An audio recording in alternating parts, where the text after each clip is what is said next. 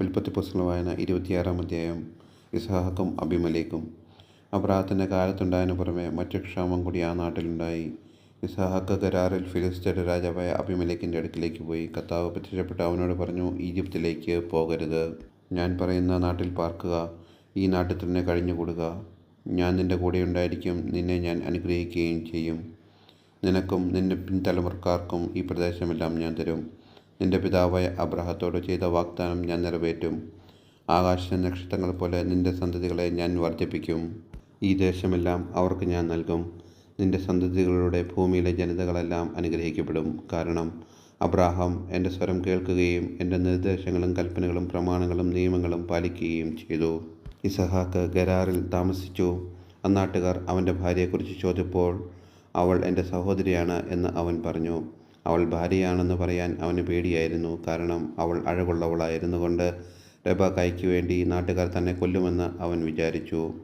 അവൻ അവിടെ പാർപ്പ് തുടങ്ങി. ഏറെ നാളുകൾക്ക് ശേഷം ഒരു ദിവസം ഫിലിസ്ത്യരുടെ രാജാവായ അബിമേലെക്ക് ജനാലയുടെ നോക്കിയപ്പോൾ ഇസ്ഹാക്ക് ഭാര്യ റെബെക്കായെ ആലിംഗനം ചെയ്യുന്നത് കണ്ടു. അബിമേലെക്ക് ഇസ്ഹാക്കിനെ വിളിച്ച് ചോദിച്ചു, അവൾ നിൻ്റെ ഭാര്യയാണല്ലോ, പിന്നെ എന്താണ് സഹോദരിയാണെന്ന് പറഞ്ഞത്? അവൻ മറുപടി പറഞ്ഞു, അവൾ മൂലം മരിക്കേണ്ടി വന്നെങ്കിലോ എന്നോർത്താണ് ഞാൻ അങ്ങനെ പറഞ്ഞത്. അബിമേലെക്ക് ചോദിച്ചു, നീ എന്താണ് ഞങ്ങളോടിത് ചെയ്തത്?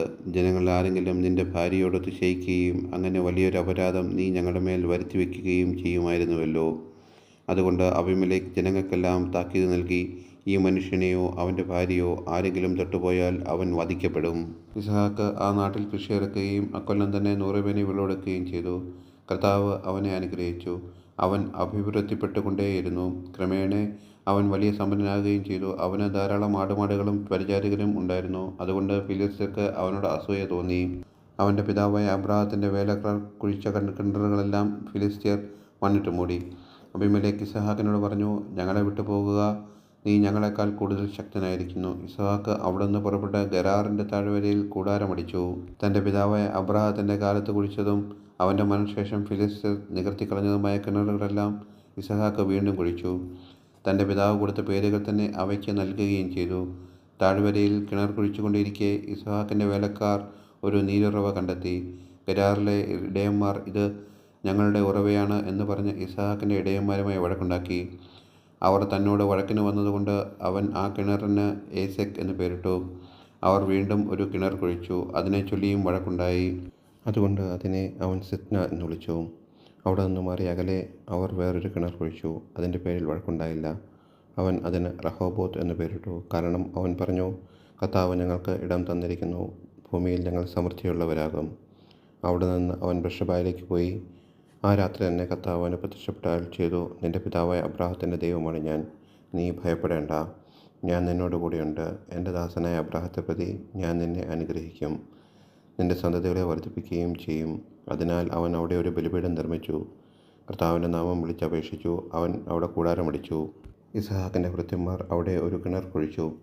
ഗരാറിൽ നിന്ന് അബിമേലെക്ക് തൻ്റെ ആലോചനക്കാരായ അഹൂസത്തും സേനാധിപനായ ഫിക്കോളും ഒരുമിച്ച് ഇസ്ഹാക്കിനെ കാണാൻ വന്നു. അവൻ അവരോട് ചോദിച്ചു, എന്നെ വെറുക്കുകയും നിങ്ങളുടെ നാട്ടിൽ നിന്ന് പുറത്താക്കുകയും ചെയ്ത നിങ്ങൾ എന്തിന് എൻ്റെ അടുക്കിലേക്ക് വന്നു? അവർ പറഞ്ഞു, കർത്താവ് നിന്നോട് കൂടെ ഉണ്ടെന്ന് ഞങ്ങൾക്ക് വ്യക്തമായിരിക്കുന്നു. അതുകൊണ്ട് നാം തമ്മിൽ സത്യം ചെയ്ത് ഒരു ഉടമ്പടി ഉണ്ടാക്കുന്നത് നല്ലതെന്ന് ഞങ്ങൾക്ക് തോന്നി.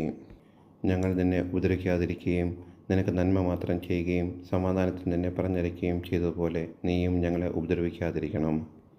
നീ ഇപ്പോൾ കർത്താവിനാൽ അനുഗ്രഹീതനാണ്. അവൻ അവർക്ക് ഒരു വിരുന്നൊരുക്കുകയും അവർ തിന്നുകയും കുടിക്കുകയും ചെയ്തു. രാവിലെ അവർ എഴുന്നേറ്റ് അന്യോന്യം സത്യം ചെയ്തു. ഇസ്ഹാക്ക് അവരെ യാത്രയാക്കി. അവർ സമാധാനത്തോടെ അവനെ വിട്ടുപോയി. അന്ന് തന്നെ ഇസ്ഹാക്കിൻ്റെ വേലക്കാർ വന്ന് തങ്ങൾ കുഴിച്ചുകൊണ്ടിരിക്കുന്ന കിണറ്റിൽ വെള്ളം കണ്ടെത്തിയെന്ന് അവനെ അറിയിച്ചു. അവൻ അതിന് ഷെബ എന്ന് പേരിട്ടു. അതിനാൽ ഇന്നും ആ പട്ടണത്തിൻ്റെ പേര് ബേർശെബ എന്നാണ്.